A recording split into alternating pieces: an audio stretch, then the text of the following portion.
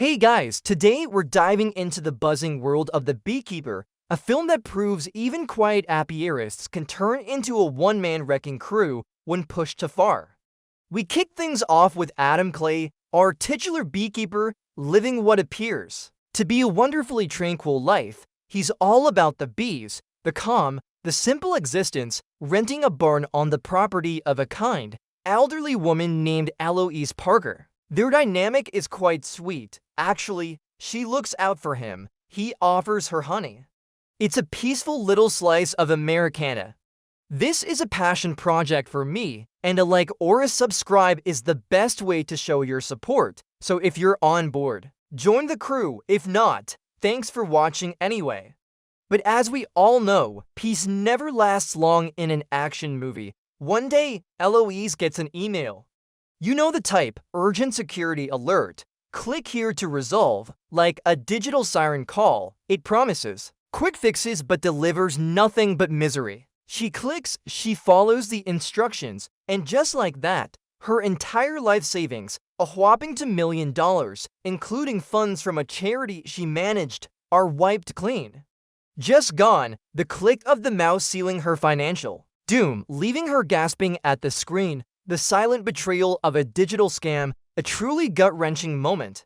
You can practically hear the electronic cauching of her life savings disappearing into the ether, replaced by a cold, hard digital silence. The sound of her hopes and dreams evaporating with each keystroke is almost deafening. Clay, sensing something is amiss when Eloise doesn't respond, enters her house.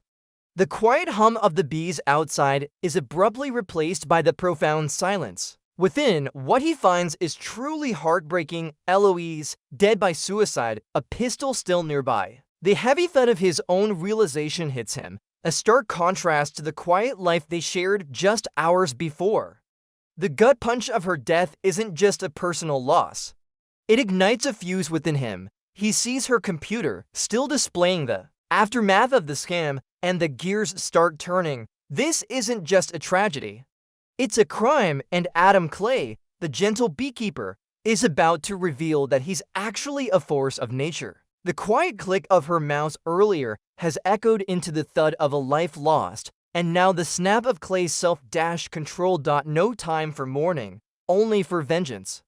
Clay, with a methodical precision that hints at a past far more complex than beekeeping, begins his investigation. He's not calling the police. Oh no, he's going straight to the source. He traces the scam back to a call center, not just any call center, mind you, but one operating in a dingy, unassuming building. The low hum of the servers, the incessant ringing of phones, the smug voices of the scammers on the other end, it all adds up to a symphony of financial fraud. The clatter of his keyboard as he digs deeper, the quiet clicks of discovery, paint a picture of a man utterly focused. He's not just looking for justice. He's looking for answers, and he's going to get them with extreme prejudice. He's basically Yelp for criminal enterprises, except instead of leaving a bad review, he leaves a crater, and here we go. Clay, now a harbinger of doom, arrives at the call center. The muffled chatter of the scam artist quickly turns to shouts of terror as he breaches their fortress of fraud. This isn't just a guy with a grudge. This is a whirlwind of tactical precision and brutal efficiency. Punches land with a sickening thwack, bodies hit desks with a resounding crash, and the screams of the victims are replaced by the panicked yelps of the perpetrators.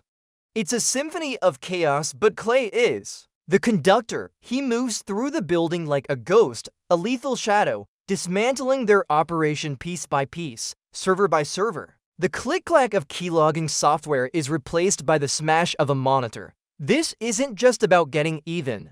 It's about sending a message written in broken bones and shattered screens. He zeroes in on the manager, a slimy individual who clearly knows more than he lets on. The tension in the air is palpable, a crackle of electricity before a storm.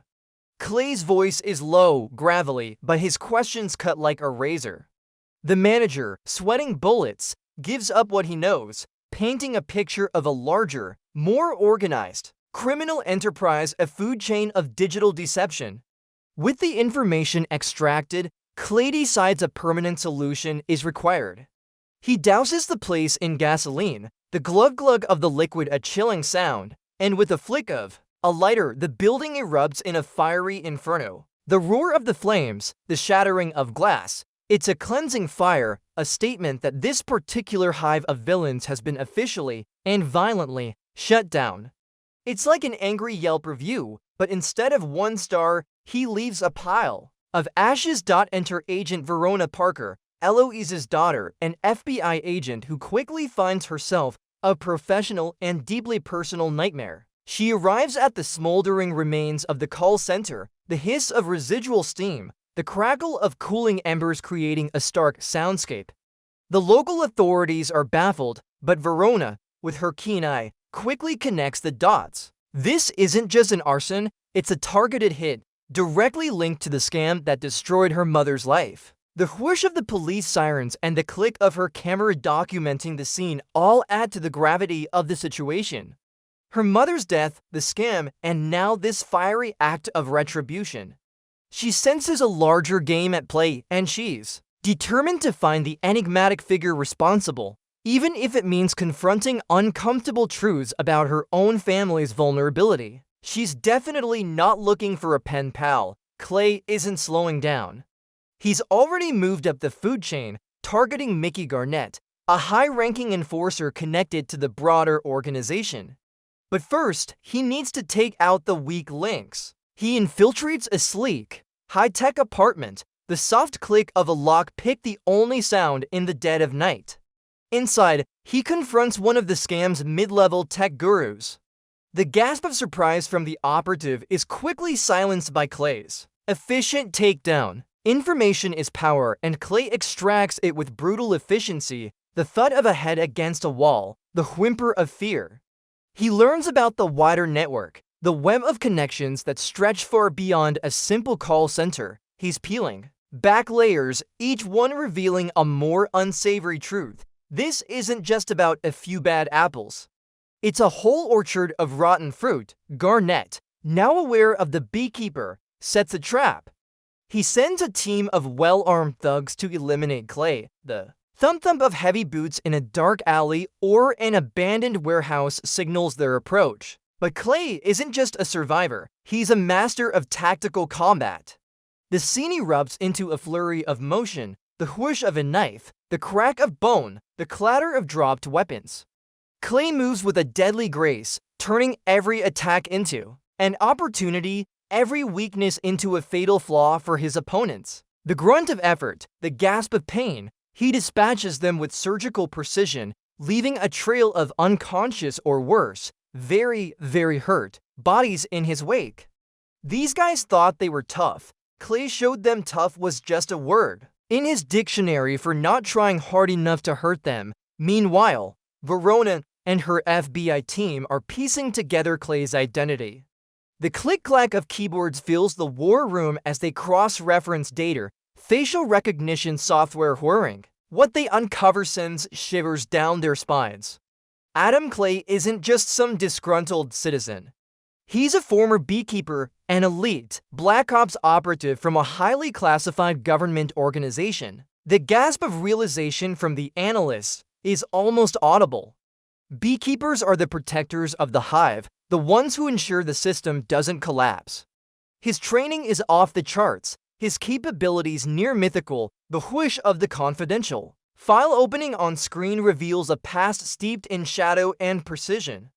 Suddenly, the trail of destruction makes perfect, terrifying sense. This isn't just personal revenge.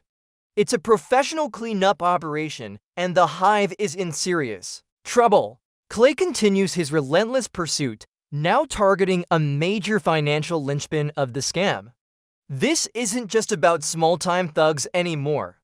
He's going for the infrastructure, the very veins that pump dirty money through the system. He infiltrates a heavily guarded facility, perhaps a data center or a clandestine bank. The whirring of server racks, the bleep-bloop of security cameras, are all just background noise to him. He moves with a silent swish, a shadow among shadows. He bypasses laser grids with effortless ease, disabling alarms with a soft click. The objective isn't just to destroy, it's to gather more information, to climb even higher up the ladder of corruption. Each thump of his boots on the metal grating echoes with his unwavering determination to bring down the entire rotten empire. He's basically a highly skilled, extremely angry IT guy, but instead of fixing your printer, he fixes your entire criminal operation permanently. The path of vengeance finally leads Clay to Mickey Garnett himself, the man pulling many of the strings at the mid-level. Their confrontation is not a polite chat over tea. It's a raw, visceral fight. The air crackles with tension as they circle each other, the creak of the warehouse floor under their feet. Then, the silence is shattered by the smash of a fist connecting with a jaw, the grunt of effort, the gasp of pain. Every punch has weight, every kick carries deadly intent. The metallic clang of a pipe or the thud of a body hitting a shipping container punctuates the brutal dance. Garnett is tough, a seasoned fighter, but Clay is something else entirely, a force of nature. The fight is a whirlwind of focused violence, culminating in Clay's decisive victory, leaving Garnett to face the full force of the Beekeeper's justice. The thump of Garnett hitting the ground signifies another major victory for Clay. Now we meet the actual big bad behind this whole mess, Derek Danforth. He's not a hardened criminal mastermind. He's a spoiled, entitled rich kid who funds this massive scam network from the comfort of his luxurious penthouse. He uses stolen funds to finance his lavish lifestyle, complete with private jets and exclusive parties. The tinkle of ice in his expensive whiskey glass, the soft rustle of his silk robe, these are the sounds of unchecked privilege. But now, the thump-thump of Clay's relentless pursuit is getting closer, and Derek is starting to sweat. His phone calls become increasingly frantic, his voice rising in panic. The slam of his fist on his desk as he barks orders, the whine of his fear. He's seeing his empire crumble, and he's completely out of his depth.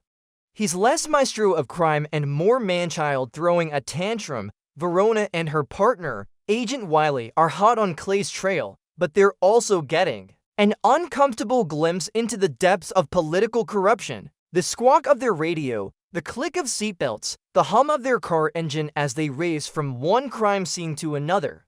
With each step Clay takes, he exposes more of Danforth's connections, revealing how high up the chain of power this rot goes. The whisper of political influence, the rustle of illicit documents, it's all becoming clear. Verona is torn. She's sworn to uphold the law, but the law seems intent on protecting the very criminals Clay is hunting. The sigh of frustration from her partner, the grim set of her own jaw. They are caught between a government agent gone rogue and a criminal empire protected by the elite. It's a real rock and a hard play situation, and both rocks are pretty pointy. Derek Danforth,